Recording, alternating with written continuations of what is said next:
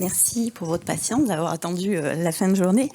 Voilà, donc moi je suis Nathalie Di, je ne vais pas vous faire une présentation comme vous avez eu tout au long de la journée. L'idée et la demande d'Isabelle, c'était de pouvoir boucler autour de cette thématique des séquelles, puisque moi je participe aux différents travaux de façon transversale. Je n'ai pas pu rencontrer chacun d'entre vous à différents moments, mais je relis des documents, on me partage des productions pour voir si, du point de vue d'un patient, d'une patiente, parce que je n'ai pas la vertu de représenter tous les patients, mais en tout cas de voir ce qui peut être relu au travers de mon expérience. Donc j'ai fait un petit support qui n'est pas forcément... voilà, mais c'était pour ne rien oublier de ce que je voulais vous partager. Donc... j'ai remis qui j'étais parce que ça fait souvent rire qui vous êtes. Est-ce que c'est votre âge? Est-ce que c'est le statut que vous avez? Est-ce que parce que vous êtes une femme, une mère, une amie, une patiente partenaire, une collaboratrice? Enfin, vous êtes toujours, que vous soyez un homme ou une femme, hein, vous pouvez être donc un homme, etc. Vous êtes toujours une image pour quelqu'un, vous êtes toujours une représentation pour quelqu'un et aux différents moments, aux différentes places que vous pouvez occuper, vous pouvez être dans ces différents endroits. Donc moi, je parle aujourd'hui de la place de patient partenaire parce que j'ai été touchée moi-même par un cancer du sein il y a bientôt 9 ans. Donc je suis actuellement en rémission, mais je suis toujours touchée, j'ai été touchée, mais je suis toujours touchée par certaines séquelles, dont notamment les troubles cognitifs, autour desquels j'ai fait un petit focus, je vous expliquerai au fur et à mesure. Et sinon, de métier, je suis infirmière puéricultrice dans le secteur de la petite enfance.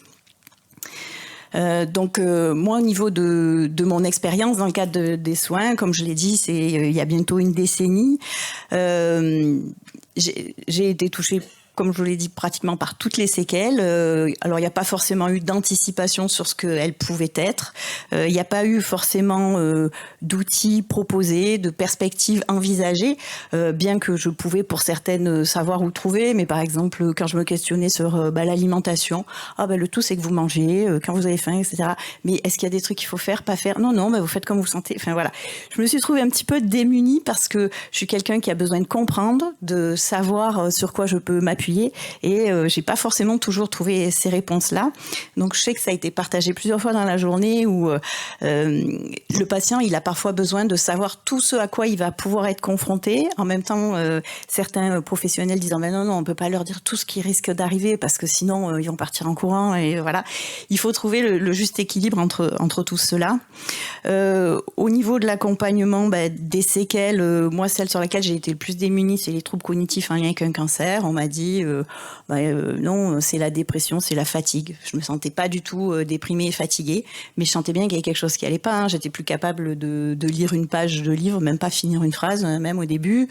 Et puis j'avais l'impression que j'arrivais quand même plus ou moins à maîtriser les choses. Et puis finalement, au cours d'un repas, il y a un de mes enfants qui m'a dit mais maman, tu vas rester comme ça? Mais comment comme ça? Ça fait 3 fois que tu nous poses la question et je me rappelais pas du tout avoir posé déjà 2 fois la question. Voilà. Donc là, je me suis dit, il faut vraiment pouvoir faire quelque chose pour moi. Et puis, qu'est-ce que je peux faire une fois que j'ai compris pour moi, peut-être pour accompagner les autres. Alors, c'est pas forcément écrit dans ce que je vous ai présenté, mais au fil de la matinée, puis dans les échanges que j'ai pu avoir avec certains d'entre vous, moi, ce qui m'a beaucoup aidé, c'est les personnes ressources autour de moi. Alors, pas forcément vraiment les soignants purs, mais tous les médico-sociaux qui sont autour. Je remercierai jamais assez ma kiné qui est devenue mon amie, qui est spécialisée dans l'accompagnement du cancer du sein, qui à chaque étape savait anticiper, savait poser ce qui allait pour être aidant, savait orienter. Voilà, des fois, c'est plus en proximité. Je dis à ma voisine de chaise, les pharmaciens aussi, voilà, des personnes qui peuvent accompagner sur quelque chose qui est plus de proximité qu'un oncologue, qu'un chirurgien qu'on va peut-être voir une fois par mois pendant quelques temps, puis après sur des périodes assez distancées et qui peuvent être ressources. Donc trouver des réponses à toutes ces questions que j'ai pu me poser, je les déclinées autour de 3 éléments. Trouver mes réponses, trouver des réponses et puis amener les patients à trouver leurs réponses. Donc pour moi, ça a été des lectures, ça a été des sites internet de qualité. Ce que j'entends par qualité, c'est-à-dire des sites internet qui accompagnent avec des vraies réponses en littératie, qui soient documentées et pas juste il faut arrêter le sucre parce que c'est mauvais. Voilà, des choses qui sont un petit peu uluberlues. Alors je pense que le fait d'être un professionnel de santé m'a aidé à pouvoir écarter ce qui était bon ou pas bon, mais tout le monde n'a pas ces capacités-là ou ne se pose pas ces questions-là. C'était ça sur lequel je voulais attirer votre attention. Il y a des sites spécialisés qui sont bien comme Lenka, mais il y a aussi des sites qui sont très, très bien documentés en langue française. Je pense aux sites belges, aux sites canadiens qui sont très intéressants aussi. Et puis, l'accès à certaines discussions sur les réseaux sociaux. Alors, j'ai mis 3 points d'exclamation parce que, justement, c'est ce que ça me provoquait souvent quand je voyais les inepties qui étaient écrites et voilà, où c'était des fois terrifiant pour moi. Au début, j'ai essayé de réguler et puis il y a un moment où après, on peut pas tout réguler, mais les réseaux sociaux, on y voit tout et n'importe quoi et ça fait beaucoup de mal, je pense, pour les patients, bien que ça puisse aider certains. Bon, voilà.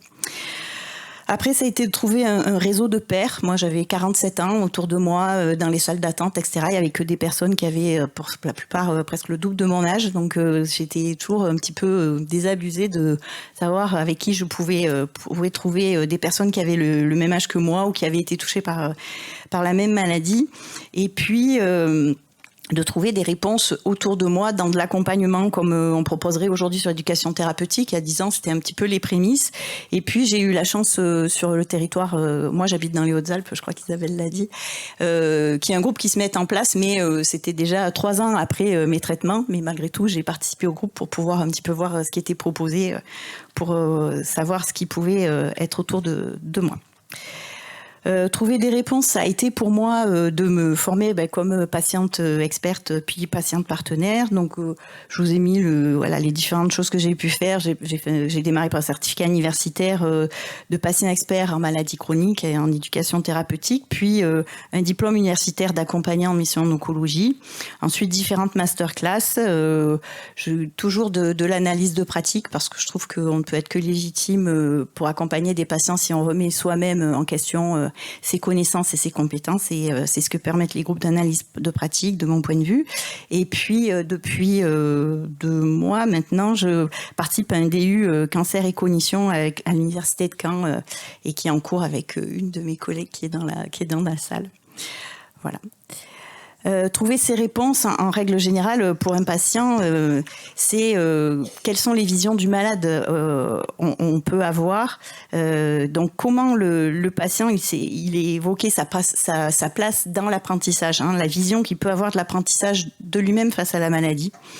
Donc, on l'a vu très souvent, je veux revenir comme avant, mais on est plutôt dans l'après ou dans le pendant. Donc, qu'est-ce qui met en œuvre tout autour de cette prise en charge des séquelles comme un apprentissage, sa capacité à rebondir en mettant en place des activités pour lutter contre les aléas de la maladie. Qu'est-ce que la maladie a appris au patient sur lui-même?